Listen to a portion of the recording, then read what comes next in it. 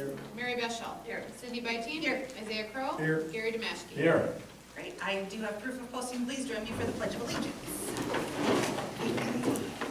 I pledge allegiance to the flag of the United States of America and to the republic for which it stands, one nation, under God, indivisible, with liberty and justice for all. Thank you. Do I have a motion to approve the agenda?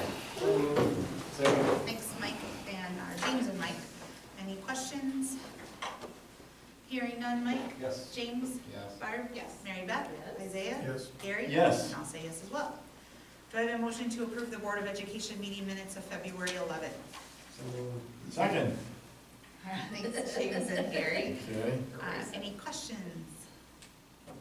Hearing none, Mike? Yes. James? Yes. Barb? Yes. Mary Beth? Yes. Isaiah? Yes. Gary? Yes. I'll say yes as well. Public input, we do have, We do have public I got it already, James. Oh, Awesome, knocked it in already. We do have several individuals, thank you guys for coming. Jeff, Anita, Paige, and Tammy, do you want to speak together or separately, however you would like? The floor is yours to talk to the board. We're just here to see about the equestrian club and the approval of that. Okay. We will be there shortly. Then we If will be you there have shortly. questions, feel free to ask us. Perfect. All right, well, then we will get moving forward. We do have Mr. Ruby here tonight to talk about the trip to Spain in June, July of 2020. Do you want to talk to us before we go on? Sure. Last time I kind of went through the whole thing, and would you like me to do that again? Yeah, I Okay, think that's that nice. was my Sure. plan. Okay, so June, July 2020, so exact dates won't be determined until probably March or April of that same year, once we purchase flights. 30 days will be the overall timeline. Our plan is to get as close to the end of school as possible with our departure, so that kids can hopefully work if, when they get back for the rest of the summer, and just so that they have less time to sit and think about it.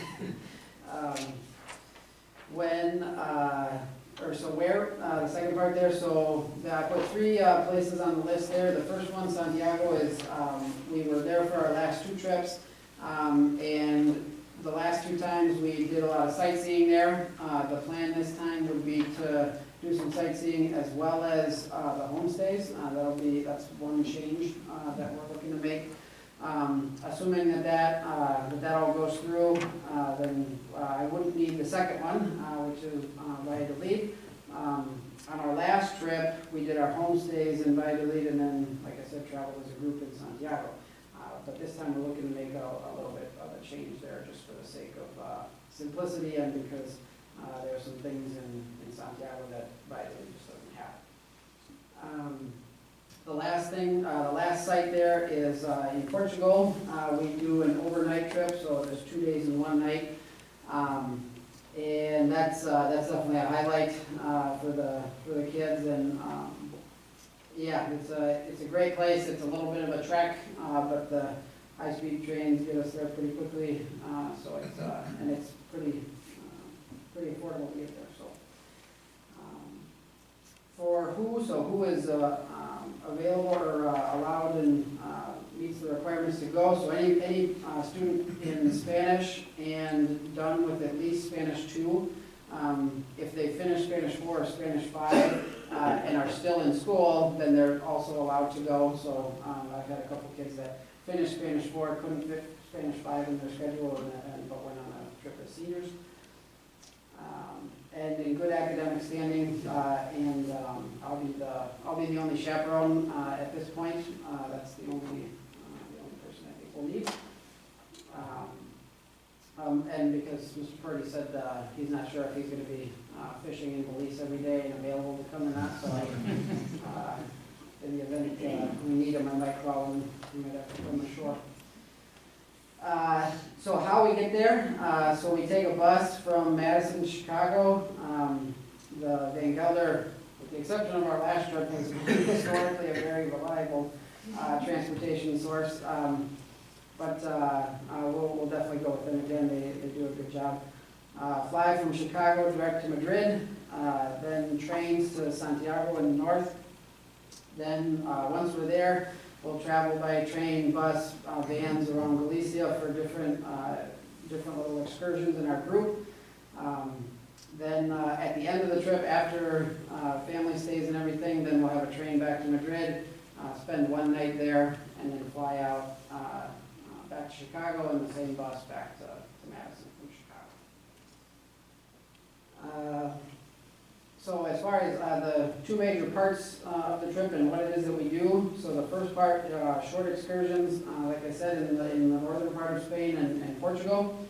During that time, we go to all the pertinent sites in the area. One of the first places that we went to were some islands off the coast. There's a small chain of islands there that have been voted several times as the best beaches in the world. So the kids enjoyed that very much. James and I actually had an octopus swim over our toes when we were there last time, so that was a big thrill. Then going around, we can see all different sorts of different coastline. They have anywhere from beaches to the highest cliffs in Europe within like 15 miles of each other. We go to some of the major cities and then to Portugal as well. The second part, the homestay with Spanish families. The plan, like I said, at this point is to do this all in the same place. And last time we enjoyed Valladolid very much, but there are just some things that I think that the kids would enjoy a little bit more about Santiago. And so that the second part there, the homestays, is the longest portion. It's about 3 weeks. It's almost 3 weeks, and then after that, then we go home. So why do it? There are a lot of reasons. I decided to put just two.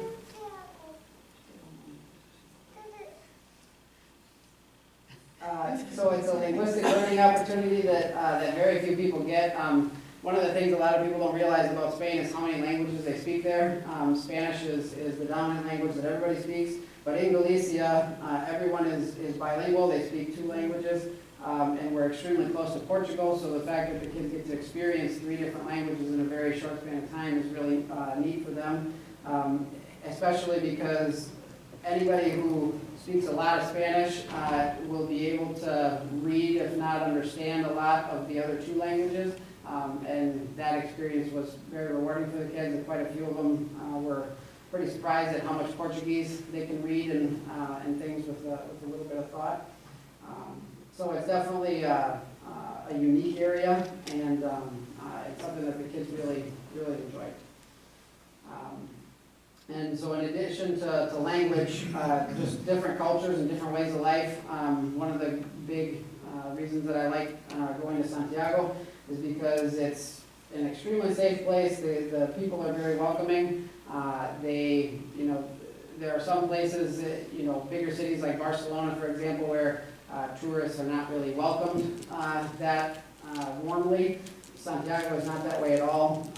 And then we go to a place like Portugal, where tourism has gotten big in the last few years. Their economy's on the rise, but at the same time, when you go there, you notice a very different atmosphere. It's like they're there to work, and you're existing and they're existing, but there's less smiling and waving, things like that. So, very unique experience. On the second side, does everybody have the document? I'm sorry, I should have. Yep, they have it. Okay. Cost, so the first section there is, I put that cost on there reflecting the current number of people signed up. So right now we just have 3 signed up, but historically the groups have been larger, so I anticipate that number growing and this number going down a little bit. The Language and Friendship is the organization that finds our host families and that we host a lot of exchange students through here. So we place groups from Spain and from France every year here through them. They do a great job. So that number there includes the round trip flight, any trains that we would need, host family stay, the hotel in Madrid the last night, as well as travel medical insurance, which I found out is very good. Second number there, ESN. So what that stands for is Erasmus Student Network. And from when I was living there, one of my friends at the time ended up becoming the president of one of the local chapters that's in Santiago. And basically what their organization does is all over Europe, university students get a scholarship to go for a semester abroad, and at the same cost that their home university would charge them. And so lots of people do this, and so what you end up having are lots of university students that are new to the area, that don't really know a lot about where things are or how to get around and things. And so ESN specializes in helping those people acclimate to the city that they're in. And so, and they're a nonprofit organization, and so they help us out as well. What they did, what historically they've done for us is get lodging during that first short period, and then coordinate trips just around Galicia and Portugal, reserving hotels, renting vans in the past, getting train schedules worked out, and when we went to the islands, we had to get boats and stuff like that, or boat tickets and stuff, and so they give us cost estimates and usually a significant discount. So that number includes those things there. The third thing on the list there, the bus from Madison to Chicago, round trip is, I put $50, but I think last time it ended up being like $35. But cost can fluctuate a little bit, but that's a deal for sure. Other necessary expenses that are not paid into the Spanish club that the kids handle on their own are passport, food, and souvenirs. Those things are important, but they take care of those on their own. Anticipated itinerary. So day one, bus Madison, Chicago. Usually we fly out of O'Hare sometime between 5 and 6 p.m. Day two, we arrive in Madrid usually between 7 and 8:30 in the morning local time, and then trains north, which last time I think we got in at about 1 p.m., so it's not too far away. Day 2 through 10, so we have a mix of the following depending on costs and weather. So just a lot of different excursions that we go on there. A couple of the highlights I mentioned already. One of the ones that I did not mention was the Camino. So what that is so Santiago means St. James, so hundreds of thousands of people from all over Spain, Europe, and all over the world, they walk from different parts of Spain, France, Portugal, to the city of Santiago, where the remains of St. James the Apostle are buried. And so we do one of the routes, which is the English route, which is 3 days. So we start at the northern coast and then walk south for 3 days to get back to Santiago. I would say that's probably the part of the trip where most people are holding their breath while I explain, what it is, or, can I do this, or things like that. And that's been the reaction pretty much every time, but afterwards, that's probably the second most commented thing that the kids enjoy, which is good. Even though it is difficult, they do get a lot out of it.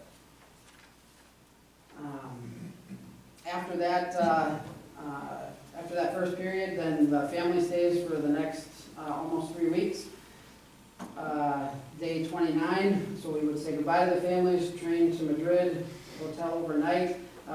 We actually got quite a bit of Madrid in on this last trip. We got in at, I think, 11:30 in the morning, and then the whole rest of the day we were running around and seeing as much as we could, and then turned in for the night. And then the last day, so day 30, we flew back from Madrid to Chicago, and then bus to Madison, and that's all in one day. It's one big long day because the time changed. So not very often you get to be awake for 5 meals in a row. That's a lot. That's great. Good, thank you. So that's it. If anybody had any questions, I'd be happy to answer. I just want to say thank you. This is truly incredible. I can't help but reflect on my time abroad in high school. It was Germany, slightly different culture, but the opportunity for culture immersion and even individual growth for these teenagers. I mean, this is a once in a lifetime, experience that you're undertaking, and it is an undertaking, and thank you for all your work in that. But it's really cool that you can offer that. I just have a question, because I'm curious. Please ask. What is the standard host stay? I mean, is it pretty standard to go, when you go abroad, to stay that length of time with the host family, or?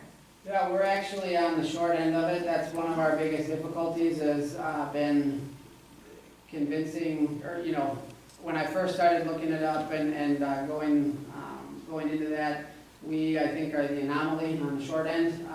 It's not that people, nobody does it for this length of time or any shorter, but yeah, it's just a lot of time people are there for, the summer or a semester or a year, and just because in Europe people travel a lot more, partly because of a philosophy difference, but also the ease that they can travel within the EU. But yeah, so 3 weeks is a lot for around here. When I tell people that we go for this length of time, there's, surprise is the typical reaction. But yes, from their perspective, it's a shorter period of time, yeah. When you say that, yeah, it totally makes sense, but yeah, just 3 weeks sounds like so long. Yeah, we actually got turned down by a couple of cities where the people that we were coordinating with to try to find families, they said, yeah, I think we're gonna find families that are, willing to do it for that short of a period, so, which I thought the same thing you did. I was like, what do you mean they're not okay with, giving up less time, or, helping somebody for less time? I thought, oh, Yeah. but So I'm curious, with the homestays, do all the kids from here, are they all generally in a close proximity, or are you checking in on them quite a bit, or how is their communication with So you during that time? The proximity sort of depends. I mean, on the last trip, we were all within, I think the furthest person away who didn't have kind of a unique situation was about 30 minutes, from one kid to the next. So that's not, I don't think, unreasonably far. So it's relatively close. There was one student that had hosted somebody here and wanted to stay with that same person's family when they went, and so they were several hours away. But most of the kids were within, the suburbs of the major city that they were staying in. So, and as far as my contact with them, so I was in contact with the kids pretty much every day, especially at the start. I required them to just check in and, everything's good. I don't know, whatever they needed, I just encouraged them to check in. As time went on, I told them, I said, if you're having a great time and everything's perfect and you don't need to, we don't need to communicate that much, and that's okay. So just a simple text message, saying I'm alive, is good. And that's the way it ended up being, was a lot of the kids were, they didn't need to check in very much there, which is a very positive sign. And, but yeah, frequent communication, and I went to visit a few of the families, that were just nearby, and some of them wanted to meet us. All right, well, I will take a motion then to approve the June, July 2020 trip to Spain. Motion? So moved. Thank you, Mike and Mary Beth. Any other questions? Hearing none. Mike? Yes. James? Yes. Barb? Yes. Mary Beth? Yes. Isaiah? Yes. Gary? Yes. And I will say yes as well. Thank you, and I'm Thank you. looking forward to hearing more about it. Thank you. Seems like such a cool opportunity. All right, Equestrian Club. Do you guys want to say anything first, or? I'm assuming Terry gave a presentation, and I know my wife put something together. Did you have anything you wanted to add? No, how much have you told them, or? Well, it seems like a long time ago now. Yeah, that's what I thought. I thought we approved it back then, because I saw Jeff, I'm like, hey, we approved the equestrian club, and then I realized now we're here, I'm like, Well, oh, Joe and I no. kind of had the same talk, like, Yeah. But I just remember the first time we talked about it, it seemed like we had a really good, response to it. And like I said, I've always had really positive experiences with it in my past experiences at other schools. So, if you have any other questions other than what. Is anybody gonna co-op in to work with you guys from other districts, or not yet, nobody does it yet? We haven't No, got you that far. have to do just this school has its own team, like Mount Horeb has their own team, Oh, Verona has their own team, and so, then we all go to compete at the same show. so okay, So so there's no need to it's- co-op then, really? No, That makes it's sense. it's a team, like Wisconsin Heights will be the team, and they'll either, they'll get first, second, third place as a team, not individually. Oh, okay. So, each kid will go into different classes, and participate, will work throughout the summer, and they'll participate in what they excel in, obviously, so we can get more points for the team. But, there's a lot of kids that, are not into the regular sports that do have horses, and there's a way for them to letter then. Absolutely. Great opportunity. When does the season run? Like, I don't know, Yeah, maybe I didn't see that it. too. Because you said over the summer, is it just like a summer thing, or? Well, the show will be in September, Okay. the state show, I'm sorry, is it the state? The state show is in September, and then the other one is in October, November, and then, that's it. No, the state isn't held in Madison. The state's held in Madison, and the other show is held in Jefferson. And So it's the regionals, I believe, are the in regional, there you Jefferson, go. and then you qualify to go to state in Madison. Cool. So Got I think another- it's got like another late plaque. September, early October. Add another plaque in the There you gym, go. Yeah. No, seriously, yeah, right? Yeah. How cool. I'm really excited. I think this is a great opportunity for us to really expand our offerings. Yeah, I think it was Thank an you for appropriate doing it. follow to the school trip, and kind of, anyway, especially something that has limited obligation for the district financially. I mean, you can provide more opportunities to other kids, and that's super. Yeah, so thank you to everyone that's an undertaking too. So, you deserve thanks. Yeah, and I think it's, when you're adding programs to a school of our size, you tend to spread yourself thin. However, I feel like something like this is just providing more opportunities for kids and not taking away from any existing programs, so that's also a bonus. Budget friendly. Yes. I know. Not for families. Yeah, families. Well, good. Well, with that, I will accept a motion. Anyone wants to? So moved. I'll second. Thank you, James. Any other questions?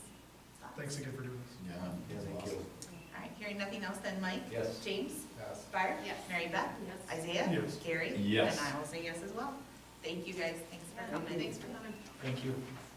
All right, moving on to reports then. I will make mine quick and short since we have had some great opportunities. If you guys have any questions, we do have the board norms still there. I think we're doing a great job of just checking in on those, but we'll go down to our great reports. I don't know whoever wants to start. Go down the line? Sure. Okay. Yep. Feels like a long time since I've been here. The last one was snow day, and before that was December, so good to be back. One thing that I started Thank looking you. into, thanks guys. I started looking into our coaches' pay a little bit more. The thing that really drove me to examine it was just trying to figure out a structure for how many coaches we have per sport. Currently, there was nothing really to guide us. And I feel like that something like that is helpful as we're trying to determine how to staff each sport and how many pay positions to have. So I started toying around with a formula in the coach to player ratios. Again, that's what started my thinking is, are we, based on the numbers in each sport, do we have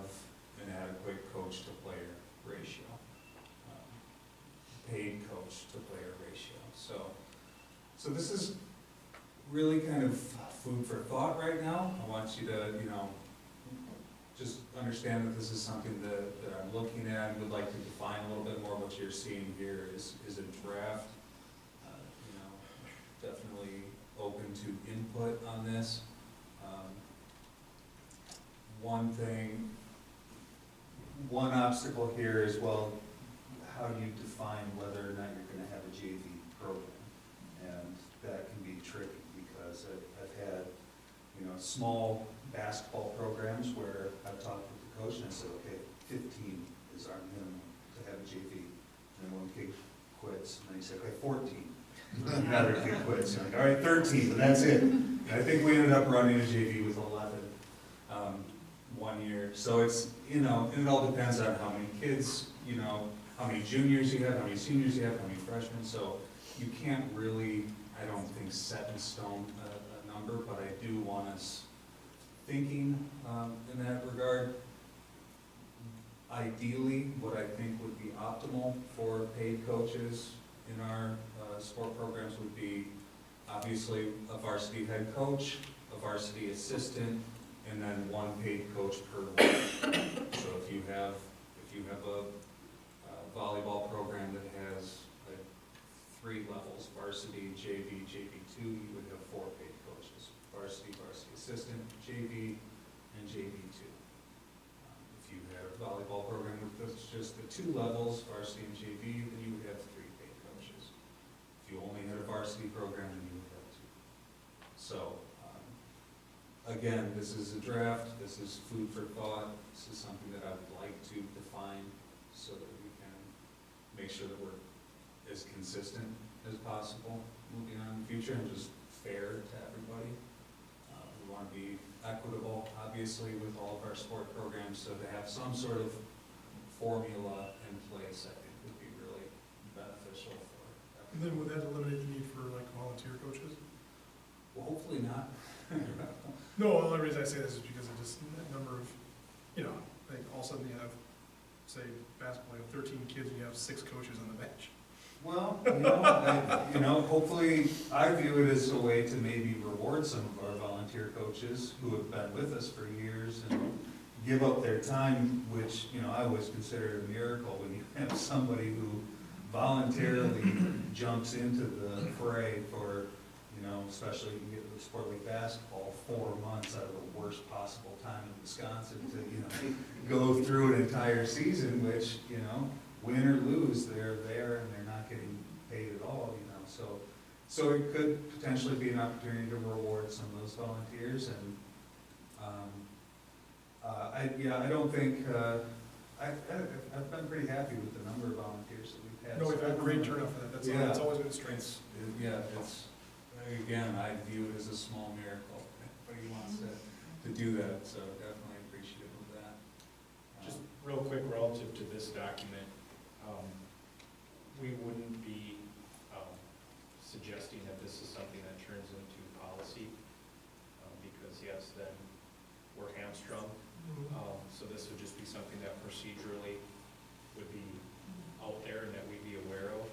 But like Andy said, situations are not always the same.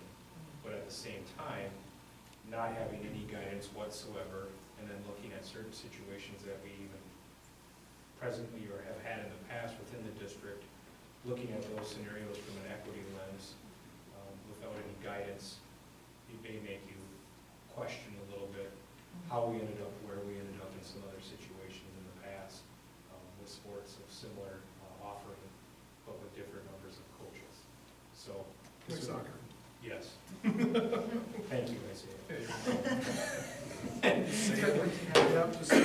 So that is part of the reason why this is here, Makes just sense. so you know, we wouldn't be looking to advance this and turn it into a board policy, but yet this would be something that we're aware of, that you're aware of, that the coaches are aware of, and as we make decisions, we refer back to this as a resource and say, and he didn't just come up with these numbers, we've talked about these numbers quite a bit. There's guidance that the National Federation offers in terms of recommended coach-to-player ratios. A lot of that's based on risk management, meaning not all sports are the same, so for some you can have one coach for 20 athletes, and for others, you can't, because the supervision level is different. So, just wanted to give a little background on it. If you have feedback, feel free to offer, but we just wanted to get it in front of people now, so if you have that feedback, before it comes time to start sending out letters of intent, we know that where we're at. So I just wanted to provide that to you. Yeah, so as long as I was there, I thought I'd look at our current stipends that we offer, because, we think it's in our best interest to be competitive and, reward years of service. Not that, I don't think you could find a single coach who would tell you that they're in it for the money. If they are, it's not very smart.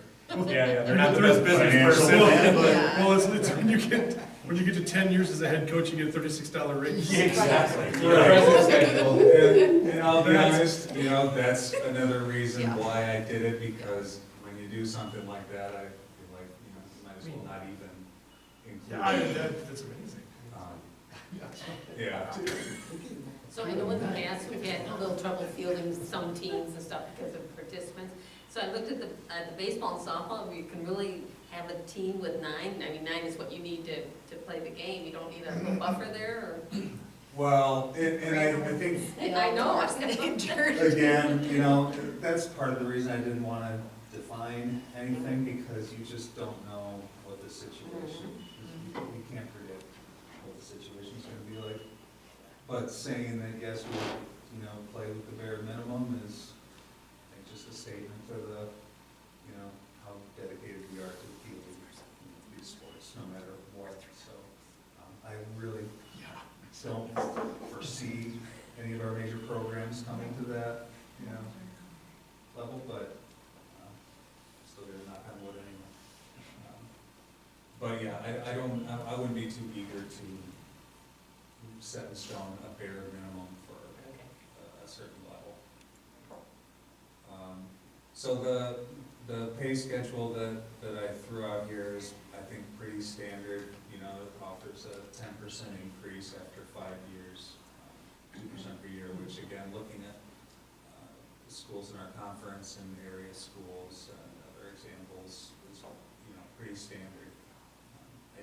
Again, I think it's a gesture more than anything to, let our coaches know that we value what they're doing, and, we do want to look at this at least if it is a minimal part of, their motivation. I think it's in our best interest to be competitive and stay on top of that. I did look at our salaries or our stipends compared to the conference average, and it was, nice to see that we were at or above the conference average for everything, except for soccer and volleyball. So I did suggest adjusting that so that we were above that average. I think we would all like to be able to say that we are competitive with the rest of the conference in every way, so salaries included. Can I ask, instrumental music, what that is? Horns and guitars. But I mean, Oh. aside from, like, the band teacher, That's for like the Class. performances and things that they do. okay, So that pays so, for all the extra stuff that they do outside of the regular so school. extra lesson time. Competition, solo ensemble, Oh, night oh, performances, okay, all conference music, gotcha. things like that. So it's in essence, it's like they're coaching Yes, band. travel time. Yes. Yes. So it's the extra things that happen outside of the regular workday. Very common, every district. No, I know, out of ignorance. Has had it. Yeah.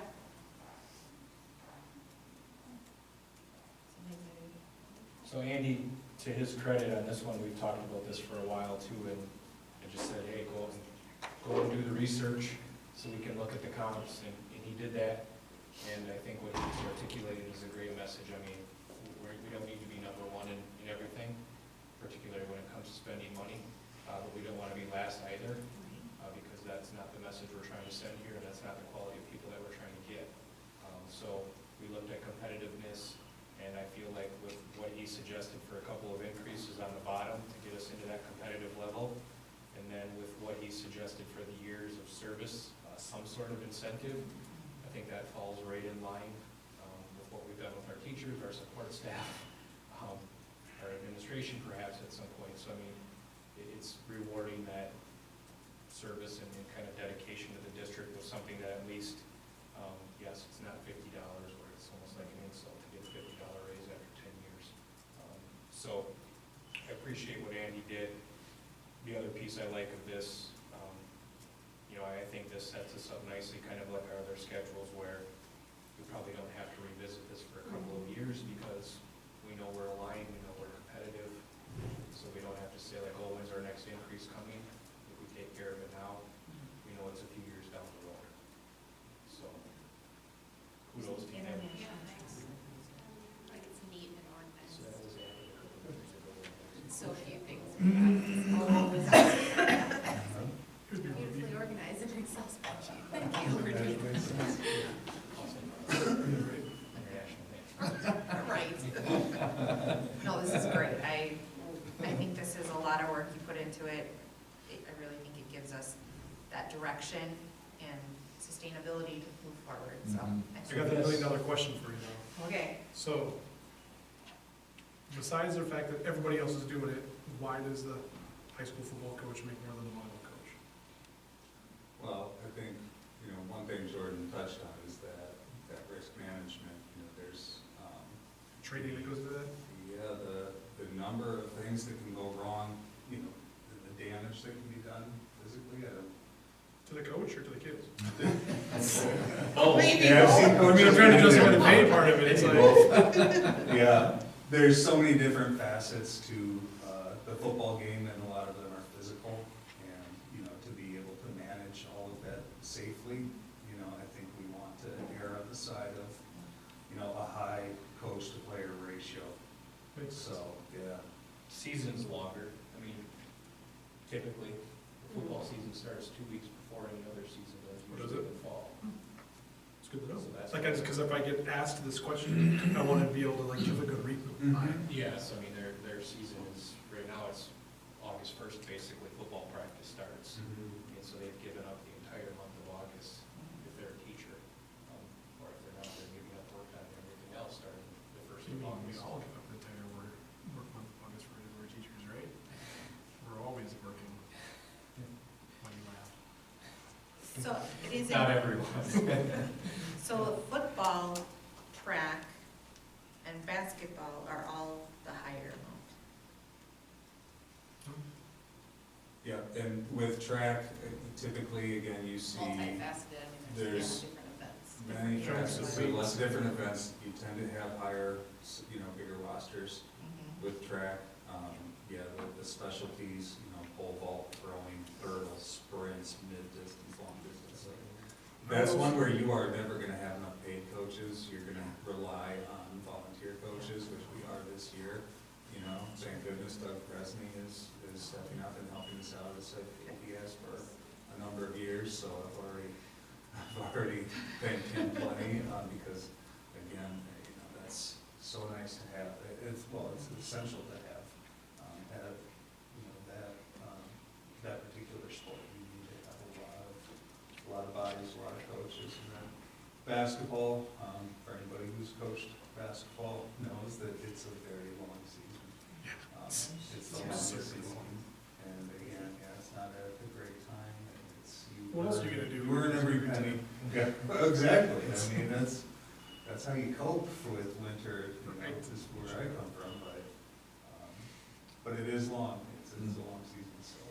Well, thank you very much. Yeah, thank you. So this would become part of the handbook, because the co-curricular pay is a part of the handbook. So what we would plan to do is bring this draft, April or more likely May, when we have that, listening session with the staff regarding the handbook. This would be included as a part of that draft in the handbook For the next year? for the next year, so for July 1st implementation for the 1920. Because I was gonna ask about Trevor Steiner, wasn't he like a coach for like 5 or 6 years in the district? Okay. We could do. Yes. So then put Well, him and in. that goes to, is it consecutive or total? Yeah. But at that level of position. Uh-huh. Yeah, so in That's other true, that makes words, sense. you know, Good point.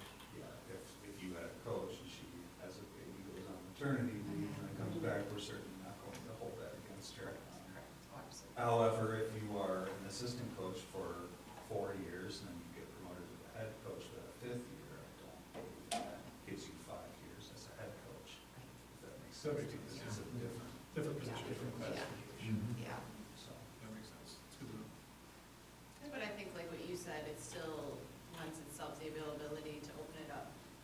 You know, that if there is some weird situation where you had somebody 10 years, you know, I don't know, but that you can come and say, hey, listen, extenuating circumstances, maybe we want, you know, by not having it tied down as policy, it still is nice that your discretion, you know.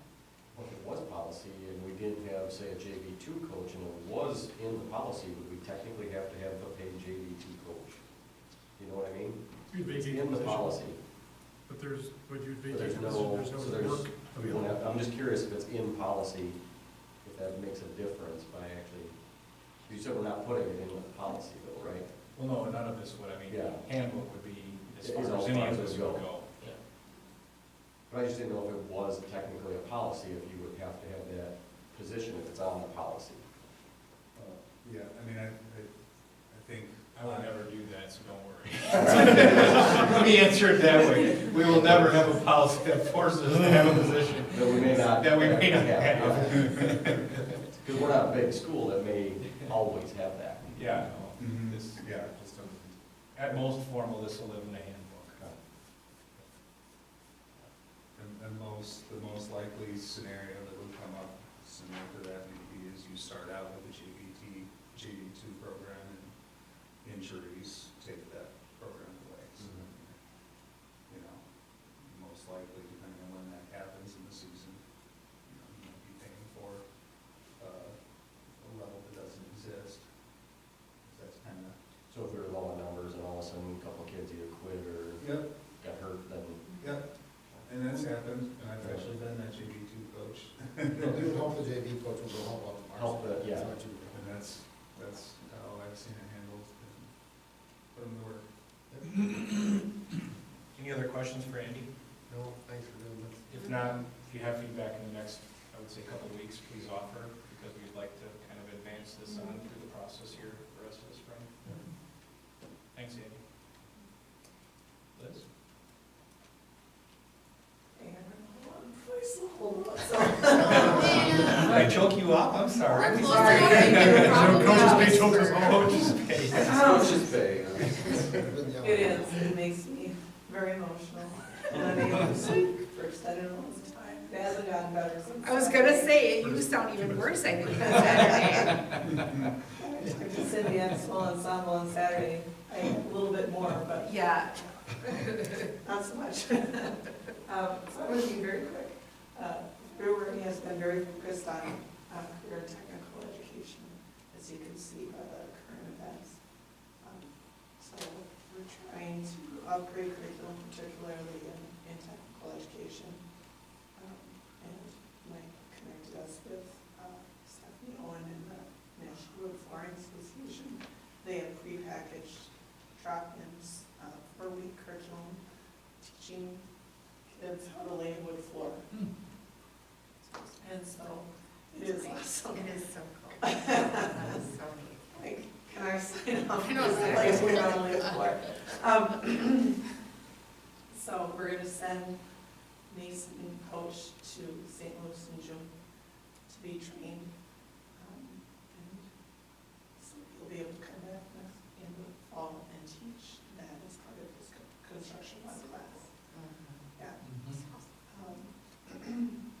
The other thing that's going on with Tech Ed is they're giving us some hands-on work experience in remodeling our study hall room. Mike is good with that too. And we're learning a lot, and you want to see the look of joy on teenage boy faces, watch them take down walls. Demolition. There's elation there. Like, God, I'm so happy to be in school. You don't always get to see that. So, they were busy at work last week. Go down there and there's quite a bit of destruction in the apartment, so it'll be interesting.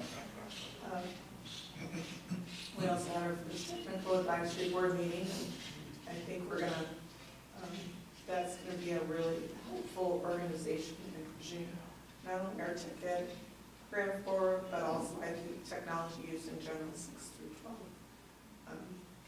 their work assignment for next meeting is, what types of technology should kids in high school be having experience with prior to going into the workforce.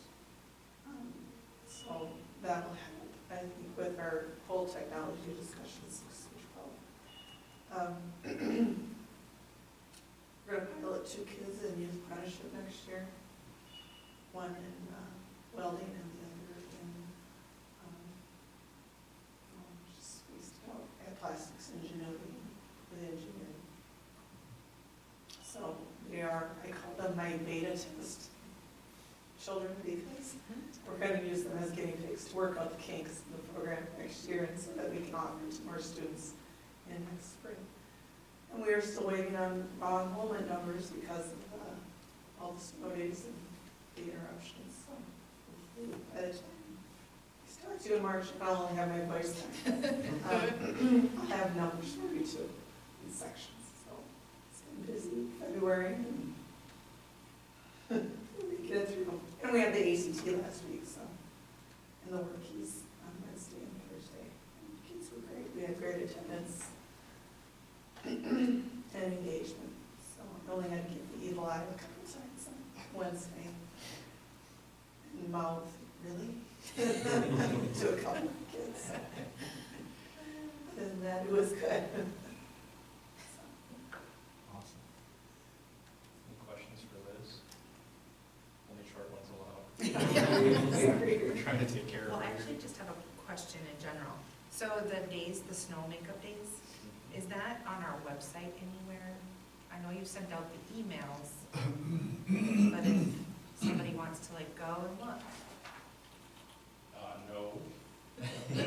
Can it be? Yes, all things are possible. Can that just be like a sidebar of saying school schedules, Black Earth Elementary, you know, Yeah. and just have the time? Because isn't it one of the days that we are making up? It If we is. can eliminate people having to search because it's impossible to I know. search for anything. Because I was just trying to You find it, so have that's it why I was there, like, okay, I'm not finding it, so if it's there. Like on the latest news or, What's new? For a flashing that. yeah, LinkedIn. No, because people associate that with no school. Yeah. Yes, Call Channel 3000, tell them there is school. Yeah. I felt like I had to do that one Friday. Well, this Can morning you was a post little that too. we have school?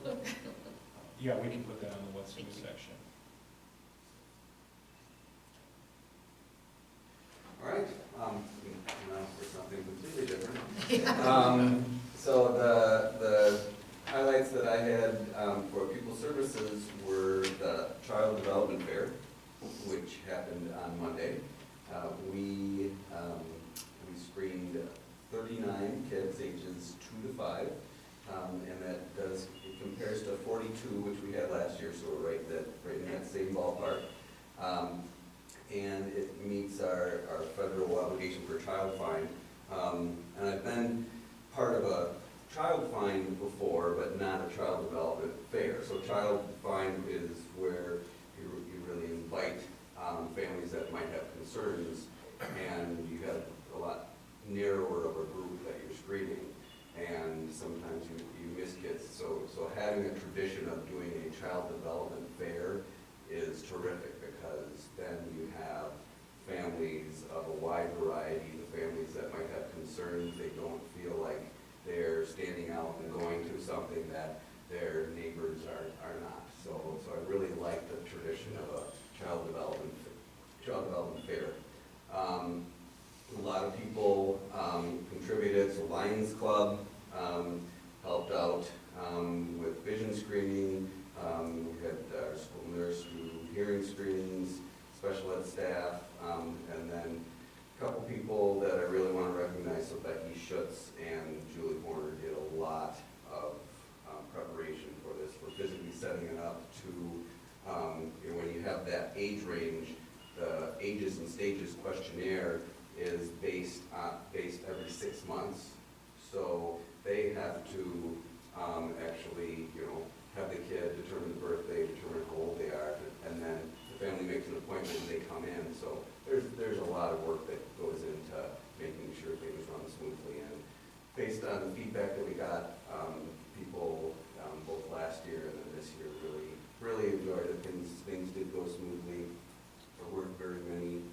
There's 6 stations and there's 2 staff members at each station, so not a lot of waiting, so it was good.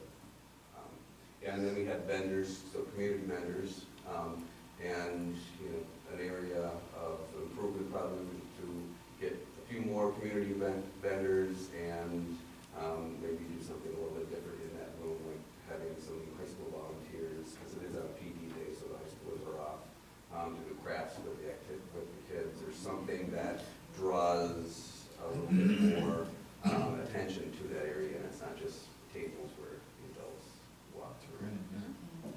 Yeah, and then the 4K open house is also that day, and one of the things that we've talked about though is the 4K open, it's early for the 4K open house, so we might try it with 4K open house later in the spring, so try the child development fair without the 4K open house, see how it goes, see if we get the same number of families, and then we'll decide if we want to keep it that way, or because sometimes families aren't quite thinking of that next year this early.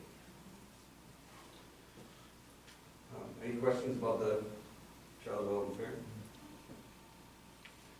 All right, the next thing, for kids who are older, the mental health and suicide prevention, talked with the middle school, high school staff on February 18th.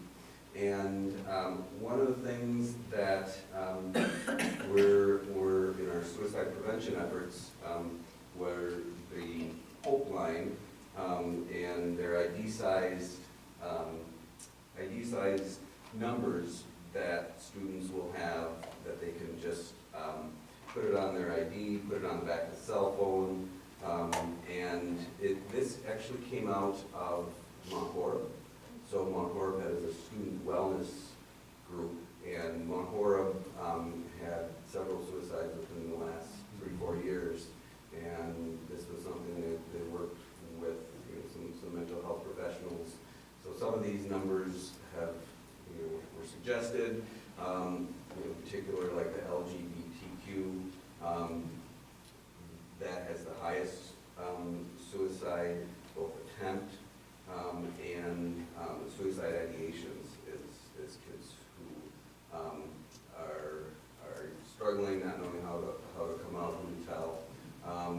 Also Briar Patch, and then the Hope Line, and I outlined some of the things that the Hope Line can do. It's a text line, and not all kids know that there's something that they can just text, and that's so much easier for some students who don't know how to talk about their feelings, but they know how to text, and they know how to reach out in that manner. So the text line really is something I want to get the word out, you know, spreading among people, services directors, and something like this at the Hope Line. This is an easy way to just spread it.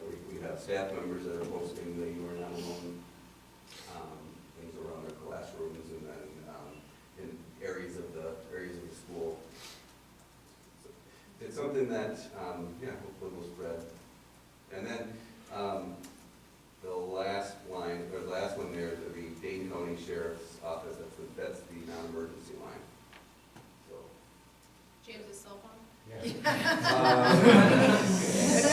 Scott suggested we put James's cell phone on here, but we might not get 24-hour service with James's. Next year. It's a great resource. Yeah.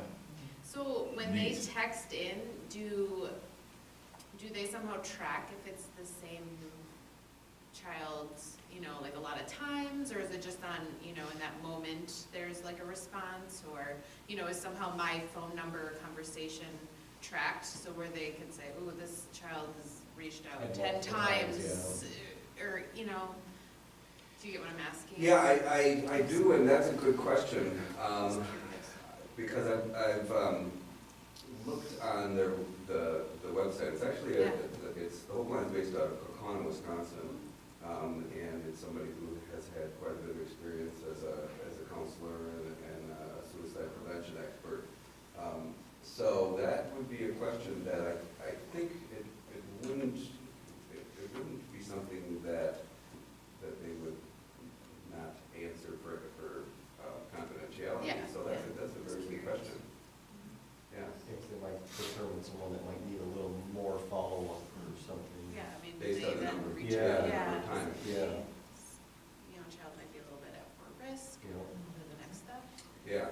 Yeah, and then also, we're noting that the Hope Line is not just for kids, Hope Line is for adults as well.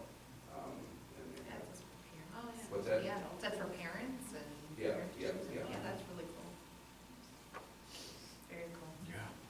That's a good question, I don't know. I mean, it's Just like- curiosity. Any other questions for Matt?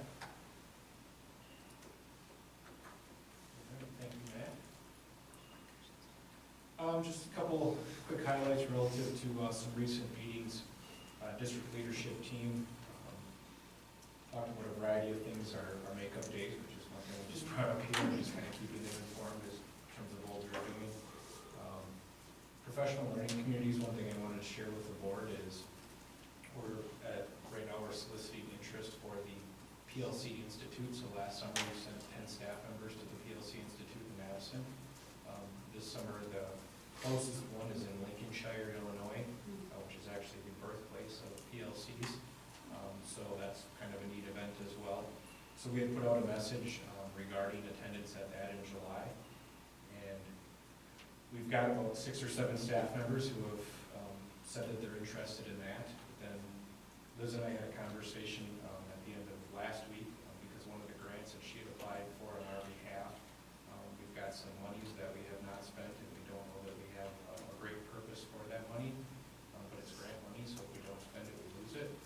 So we were talking about the possibility of sending a middle school, high school group to Minneapolis as well in June because the grant money needs to be spent by the end of June. So we may end up sending a few middle school, high school staff members to Minneapolis in June. And then it's looking like the event in Lincolnshire may be more of an elementary event based on who signed up thus far. And we'd send another group to Lincolnshire in July. So really, as I said in the message I sent to our staff, this is about commitment. And if we say we're committed to doing this, which we are, then it's our responsibility to help develop people. Eventually, we'd love to have sent everybody to the Institute, but it is a commitment on their behalf as well, because you have to be willing to learn and willing to go. But we'll pay the registration, pay the fees. So just wanted to keep you updated, but we are moving forward with that. And we all went last summer in Madison. Great learning experience. It's hard not to go there and come back energized. It's one of those experiences where you come back and you're like, okay, it's work. So we're hoping our staff members feel the same way, because that's how we felt last summer. Heights Optimist Club, I've gone there a couple weeks ago now, a week and a half, I guess. Joined them for lunch, which is always great. Our students of the week were honored as well, but then just kind of gave some district updates. Most pertinent update is regarding our upcoming operational referendum. That's a pretty positive group, I would say, the Optimist. But they were engaged, asked some good questions, and we were very receptive. Once we talked about kind of the why that we've talked about in this group regarding the 5-year piece, that was like, oh, that makes sense. So I think that's just a good reminder that telling that story about the why is important even to groups of supportive people. And once they heard that, yes, it made sense. So that was a good experience. It was kind of nice for me to be in that situation where I felt like I had to answer questions that were unscripted and I wasn't sure what they were going to be. Because in 2 weeks, maybe we'll get some of those questions at our first presentation. So it was a nice practice running in friendly environment. And then Steve LaValle from Neola. If you remember Steve, I met with him quite a bit the last year and a half. Less this year than last year, but I met with him again last week, and another batch of legal updates are out regarding policies, so look for that at our next board meeting. I'll have things organized just like last time, where I have a summary, and then if you want to go into board docs, you can actually look at things that are either being added or struck, but really it's the same thing. It's editorial changes, it's interpretation changes based on law. So nothing off the top of my head, nothing that's really earth-shattering or is going to rock our world. It's just little updates that keep coming out. But once again, affirmation that is one of our wisest investments that we make, is keeping our policies legal and updated. You wouldn't on the admin team, just like, hey, can you look at this one?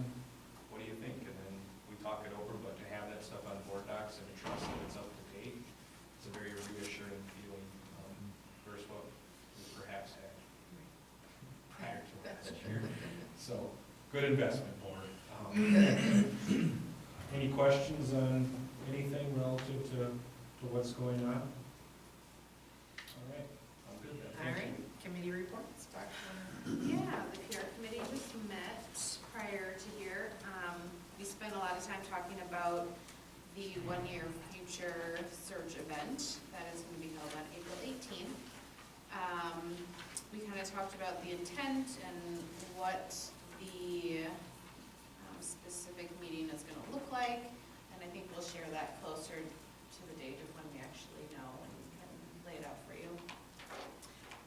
The second piece was talking about technology, and the committee came up with a couple blanket statements that hopefully could be used for the tech committee, and kind of just, I guess, downward in aspect for providing direction for the rest of the district or the admin and the staff, all encompassing. So I'll read it off, and if there's anything anyone wants to add or amend or thoughts, this is just a rough draft, but it's kind of what we came up with. So we said the use of technology, we really want to have it provide opportunities that support practical use of technology applicable to students' future career and educational goals. And that was kind of, I guess, one aspect within the class, and then the outside perspective is using technology as means to engage and connect our school community. Yeah, that's what we came up with. So the discussion was really around how we establish that 30,000-foot view, but display the importance and the belief that we have that it's something that's vital. And then from there, I think keywords, practical, and then college and educational career, work career, what tools do we need, and then how we work together between board, admin, staff, students, kind of make that come to fruition. So appreciated the dialogue, and we shared with them our tech committee had a pretty productive bottom line type meeting in February, and Vision March being very similar to help us kind of drive forward on some quicker wins, but then a little more future. Here's what we're going to try to do the next couple of years to make sure that we're on the same page. So It's definitely an ongoing conversation. now And that forever. we acknowledge though that there's areas of expansion needed and areas maybe we need help. What that looks like, we don't know, but definitely a collaborative effort and making sure it is what our kids need and not just putting something in their hands to say that we did it, but making sure that it's useful and Meaningful. meaningful. Cool. That's- yeah. Thanks, No, Barb. yeah. That was good, yeah. It was a quick It hour. always goes fast, yeah. All right, well then, moving on to district business, do I have a motion to approve 6.1 and 6.2? So, I'll second. Isaiah and James, thank you. Any questions? Did you combine them? Yes, Yes. sorry. Mike? Yes. James? Yes. Barb? Yes. Mary Beth? Yes. Isaiah? Yes. Gary? Yes. And I'll say yes as well. Future meeting dates, setting any committees, reminder for our next meeting on the 11th, we will be in Black Earth. Anything else that we need? Yes, I put 2 notes in there. I would suggest that we have a transportation committee meeting on the 11th of March. We did get 2 completed RFPs, and then they actually showed up to watch us open, which I'll be honest was somewhat awkward. Oh, wow. Sat in the boardroom, opened a binder, I'm like, okay, what do you want me to look at? It was a new experience.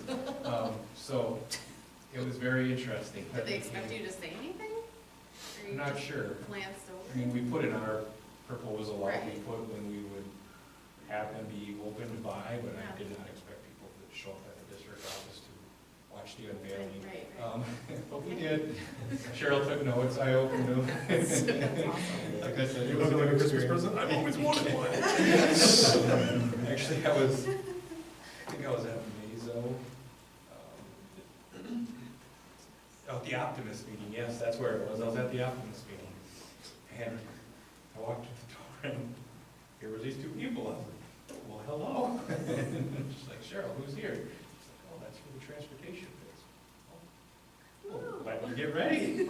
So, anyways, it was a little humor for the day and an unexpected experience, but we did get two, so at least there's some competition. And I do think it's important that the transportation committee kind of goes through that information. This is sticking right with the timeline that we've had in the beginning, to go through them, perhaps do interviews or things like that later in the month, make a decision by April, and sign a contract this spring, because this takes effect in July.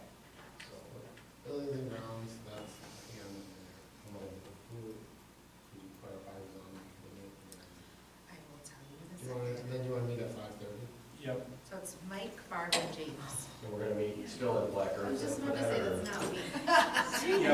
yeah, so we'll just find, we'll pick probably their little, conference room or something at Black Earth, and we'll just meet there before we head into the library for the regular meeting. But yeah, we'll do it over there, so we're there and so not Racing a while on the road, yeah. But I believe you're the chair. yeah. So is Mike,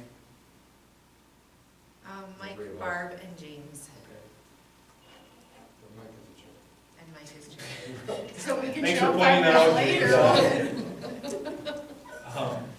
Yeah, so we'll go through those. Part of what Cheryl and I have done since we got the raw numbers is kind of cost it out, because they give you the, here's the per route. Well, okay, so let's multiply that, then they give you a per mileage cost, a driver hourly cost. So like what you see on paper doesn't just tell you the story, Yeah. and then you project that out for a 5-year contract, whereas one of them is the same price for 5 years, the other one has escalators.